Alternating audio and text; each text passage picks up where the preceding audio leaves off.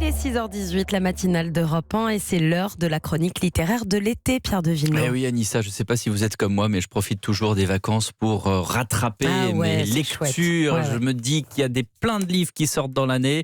Je crois qu'il y en a 500 pour la rentrée littéraire prochaine. C'est pas beaucoup, hein. D'habitude, il y en a 600, 700.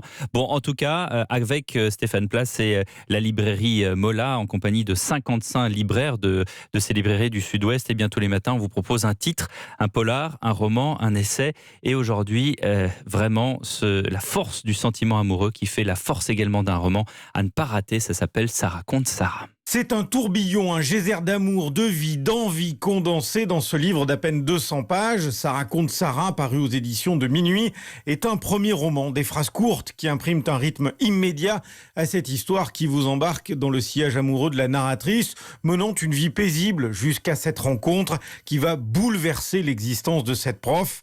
Dans cette tempête, elle est capitaine de navire, je deviens femme de marin. Ces lignes, Marie Stone Street, libraire chez Mola, les a dévorés. Ça raconte Sarah, c'est l'histoire d'un amour passionné et passionnant. Une jeune narratrice qui a 27 ans à peu près, qui est dans une vie très posée, avec une petite fille, professeure, documentaliste, et qui s'ennuie. Et un soir de réveillon, elle rencontre Sarah qui arrive en retard à ce réveillon comme un ouragan. Et là, elles vont complètement tomber amoureuses. Ce qui m'a plu, c'est d'abord les mots que Pauline Delabroix-Allard a utilisés pour décrire cet amour complètement passionné. Et ensuite, c'est effectivement sa plume qui est absolument splendide. En fait, on sort de la lecture de ce roman complètement retourné. Moi, c'est un roman qui m'a poursuivi pendant plusieurs mois. Ça raconte Sarah et effectivement retrace l'importance et la force du sentiment amoureux, mais aussi tout le côté ravageur de l'amour. C'est une vague qu'on ressent physiquement à la lecture du livre. La romancière Pauline Delabroix-Allard construit son livre en deux parties. D'abord, le portrait de cette femme envoûtante, Sarah,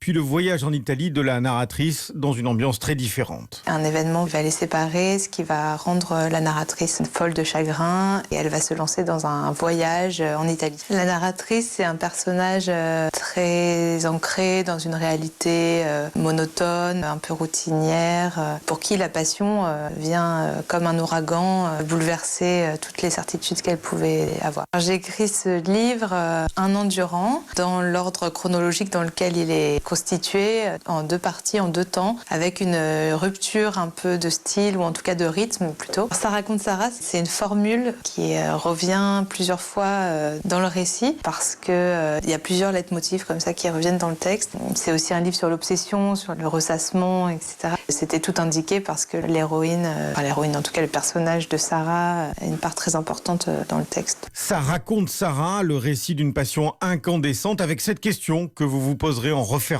ce roman.